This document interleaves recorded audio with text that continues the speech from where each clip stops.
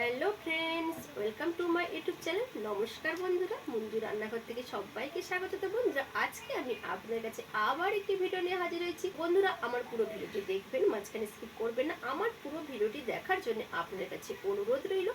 আমার চ্যানেলে নতুন শ্রোতা হলে চ্যানেলটি সাবস্ক্রাইব করার অনুরোধ রইল। লাইক, কমেন্ট, শেয়ার করতে বন্ধুরা ভুলবেন না।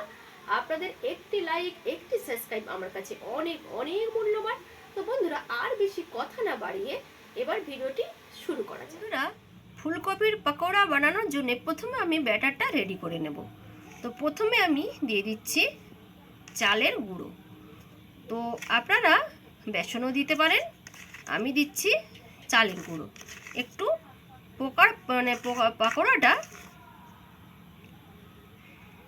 ক্রিস্পি হওয়ার জন্যে দিয়ে দিলাম চালের গুঁড়ো। এবার আমি এর মধ্যে দেব কর্নফ্লাওয়ার। এবার দিয়ে দেব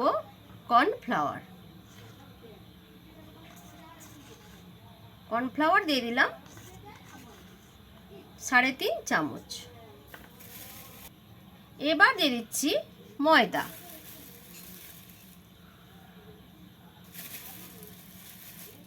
দিয়ে দিলাম 2.5 চামচ ময়দা। এবার আমি এর সঙ্গে কিছু মশলা যোগ করব। দিয়ে দিলাম স্বাদ অনুযায়ী লবণ। এর সঙ্গে দিয়ে দিচ্ছি অল্প হলুদের গুঁড়ো 1/2 চামচ। এরপর দিয়ে দিলাম জিরের গুঁড়ো 1/2 চামচ। দিয়ে দিলাম 1/2 চামচ ধনে গুঁড়ো। আর কালারের জন্য, এটা আমার কালার আর ঝাল দুটোই হবে, সেই জন্য দিয়ে দিলাম লঙ্কার গুঁড়ো 1/2 চামচ। এবার দিয়ে দেবো গরম মশলা। আমি বাড়িতে যে গরম মশলাটা গুঁড়িয়ে রেখেছি, ভাজা মশলাটা, সেটা দিয়ে দিলাম 1 চামচের 4 ভাগের 1 ভাগ। এবার এতে দিয়ে দেব হিং, অল্প একটু দিয়ে দিলাম হিং। এবার দিয়ে দিলাম কাসুরি মেথি। মেথিটা একটু হাতে করে ঘষে নিলাম, দিয়ে আমি এর মধ্যে অ্যাড করে দিলাম।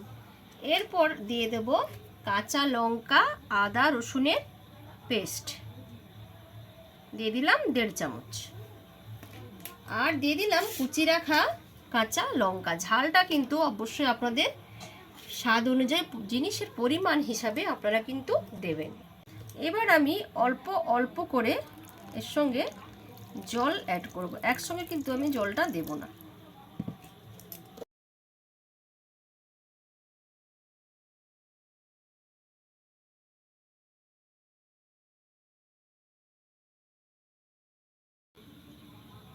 দিয়ে দিলাম আরও একটু জল। জলটা কিন্তু আমি অল্প অল্প করে এর সঙ্গে অ্যাড করব। ব্যাটারটা কিন্তু খুব বেশি পাতলাও হবে না, আর খুব বেশি কিন্তু গাঢ় হবে না, যেন জলটা কিন্তু খুব বুঝে দিতে হবে।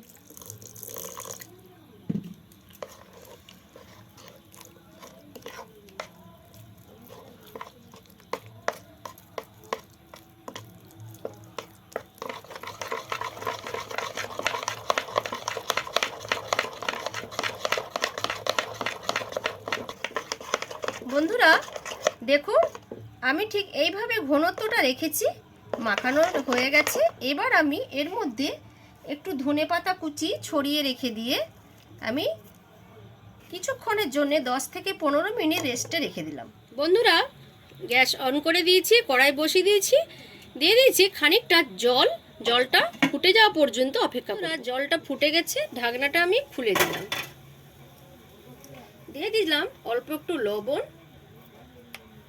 এবার আমি কপিটা ঠিক এইভাবে কেটে নিয়েছি, দেখুন বন্ধুরা, এইভাবে কেটে নিয়েছি কপিটা। কপিগুলো এর মধ্যে আমি দিয়ে দিলাম। আমি 3 থেকে 4 মিনিট কপিগুলোকে ভাপিয়ে নেব। বেশি কিন্তু ভাপাবো না, 3 থেকে বড় জোর 4 মিনিট। বন্ধুরা, ঢাকনাটা খুলে দিলাম। সেদ্ধ দেখুন হয়ে গেছে প্রায় 60%। দেখুন ভাপানো হয়ে গেছে। এবার আমি একটি ছান্তা দিয়ে এগুলোকে জল ঝরিয়ে উঠিয়ে নিচ্ছি।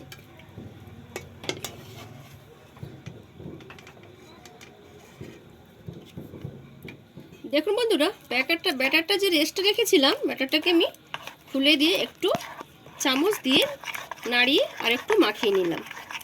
এবার সেদ্ধ করে রাখা কপিটা আমি এর মধ্যে দিয়ে দিলাম।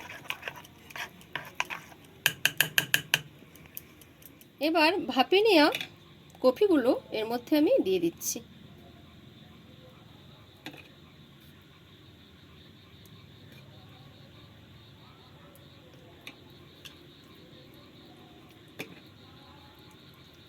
বন্ধুরা, এই শীতের দিনে এই ফুলকপি যদি সন্ধেবেলা বসে খাওয়া যায় কতটা মজা লাগে বলুন দেখি। তেলটা গরম হয়ে গেছে, এবার একটা একটা কপি আমি ছেড়ে দিলাম।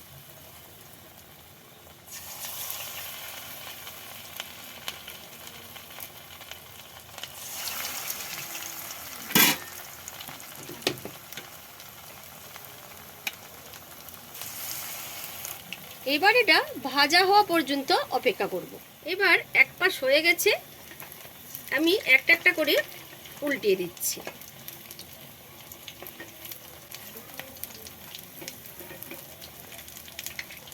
সব উল্টে দিয়েছি, আরও এক পাশ ভালো করে লাল করে ভাজার জন্য অপেক্ষা করব। দেখুন ভাজা হয়ে গেছে।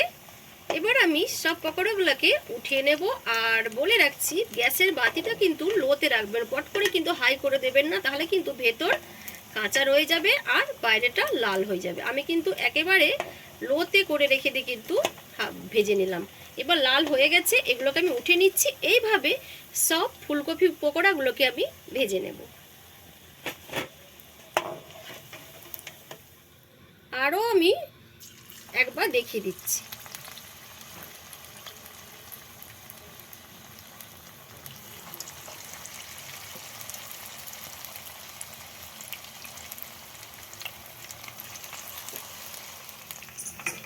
আরও এক পাশ আমি ঘুরিয়ে দিলাম।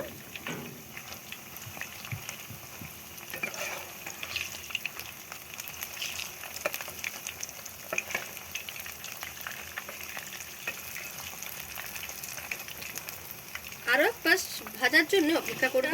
ভাজা হয়ে গেছে, এগুলোকে আমি এইভাবে তেল থেকে ভালো করে তুলে নিলাম। আরও যে কটা আছে সবগুলোকে আমি এইভাবে ভেজে নেব।